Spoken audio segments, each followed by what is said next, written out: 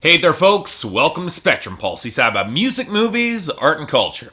And today we're going to be talking about the newest album from Freddie Gibbs, titled Shadow of a Doubt. If we were to flash back about 18 months ago, before the release of the collaboration project between Freddie Gibbs and Madlib titled Pinata, there would be some that probably didn't care all that much for it. As much as Gibbs had accumulated respect in the underground for being a hard-edged and reasonably insightful gangster rapper, he never really stood out as much as some of his contemporaries outside of his refusal to cater to pop taste and his authoritative voice that I really liked. And sure, Madlib was bound to give him some great production, but that can only go so far. Sure, the lead-off singles have been really impressive, but would they be enough to put Freddie Gibbs back on the creative map? Well, to the majority of critics it certainly was, because Pinata was a massive step up, not just for Madlib delivering a great selection of colorful old-school production, but for Freddie Gibbs as well. His wordplay and rapping technique was the strongest it had ever been, and his willingness to throw more of a thoughtful picture of gangster rap gave his pictures a ton of personality. He wasn't so much treading new ground as he was delving deeper and subverting traditional archetypes, adding more humanity to them. For me, easily one of the best hip-hop albums of 2014, and thus it sets some pretty high expectations for a follow-up release. And I'll admit, I was concerned here, especially for this one. For one, the guest list was a lot less impressive. Keep in mind, Pinata had Scarface, Raekwon, Danny Brown, Ab-Soul, Earl Sweatshirt, and a host of other spitters. Shadow of a Doubt looked a lot more sparse. I mean, sure, there was Black Thought, and E40 was bound to be entertaining, but Tory Lanez and Gucci Mane? As much as I like and respect Freddie Gibbs, I was concerned about a possible regression with this record.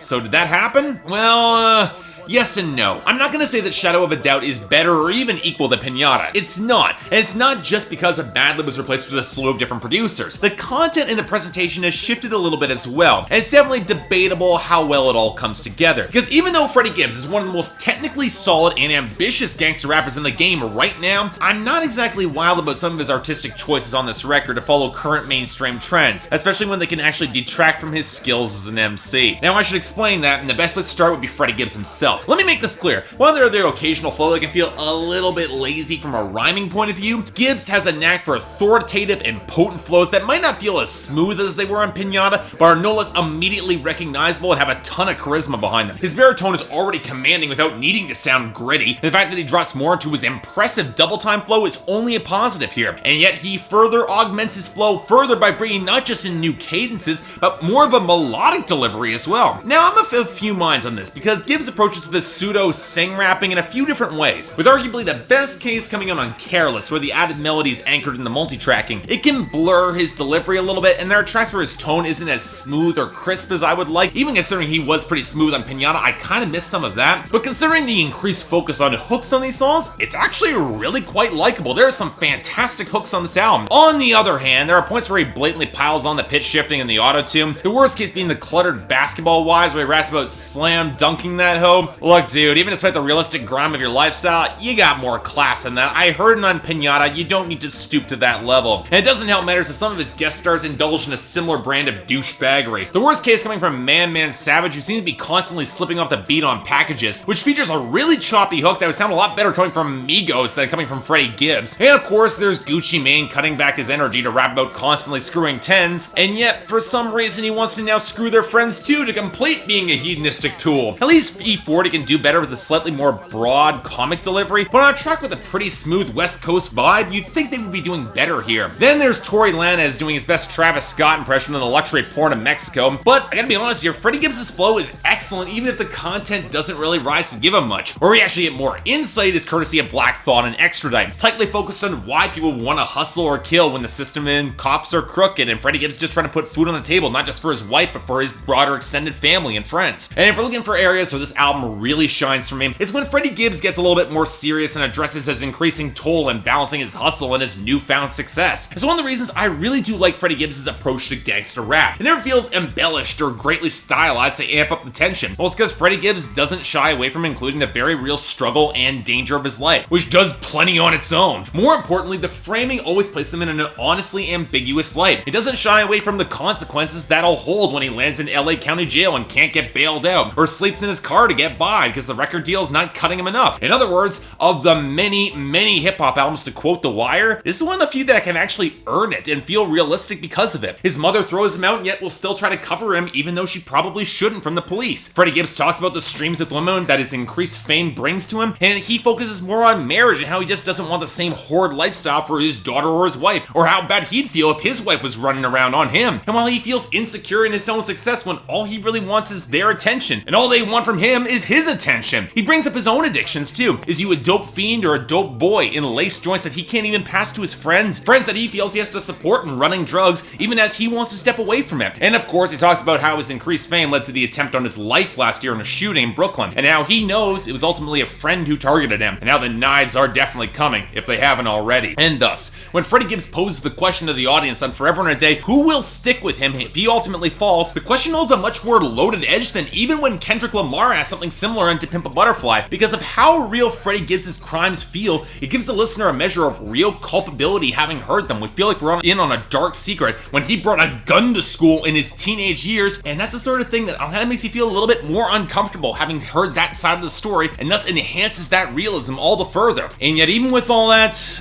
the content does feel a little bit thinner than on Pinata, and it's a number of factors why. Part of it is the increased focuses on choruses and hustling trap anthems that are kind of light on unique details, but I reckon a larger part of it is the instrumentation and production. Now, it's far from bad. The groove-heavy swell of Rearview, the George Michael sample on Careless that anchors a great hook, the dusty lo-fi drums of Extradite, the minor synths over the heavy cymbals on Lately, the frigid synths on the album closer that eventually build to enormous swell, and especially that piano line in Forever and a Day. All these moments are excellent, but at the same time, the circuit is missing that sense of smooth, organic flavor that I love so much coming from Pinata. It strikes me as a bit of a better fit for Freddie Gibbs' vocal tone. It's certainly better than some of the greasy trap synths he goes over here, but probably the worst being the cheap, bass-heavy smear of packages or the cluttered oiliness of Basketball Wives. Of course, the larger issue is that even many of the good melodies begin to blur together a bit. Moody keyboard loops blurred together with trap beats and solid, but not particularly impressive bass lines. And just with Pinata, it might run a little bit long for its own damn good. Considering how strong so many of these hooks are, Freddie Gibbs could have chopped out a few more of these ignorant bangers, and the record might have been a little bit stronger as a whole, as a more tightly compressed slice. But you know, I'm still gonna recommend this album, if only because this is the sort of smart, realistic, without needing to be stylized gangster rap that I wish we heard more of these days. I definitely appreciate Freddie Gibbs taking more risks with his records sonically, especially with his flow. The sing rap actually kind of clicks for me at some points, and while I might prefer his more introspective and conscious side, this guy's got a hell of a way around a hook. As such, I'm giving this record an extremely strong 7 out of 10, and definitely a recommendation if you're looking for a killer slice of mostly forward-thinking gangster rap. Definitely check this out, folks. You won't regret it. So yeah, thanks a lot for watching. If you'd like to like and subscribe, I'd be more than grateful.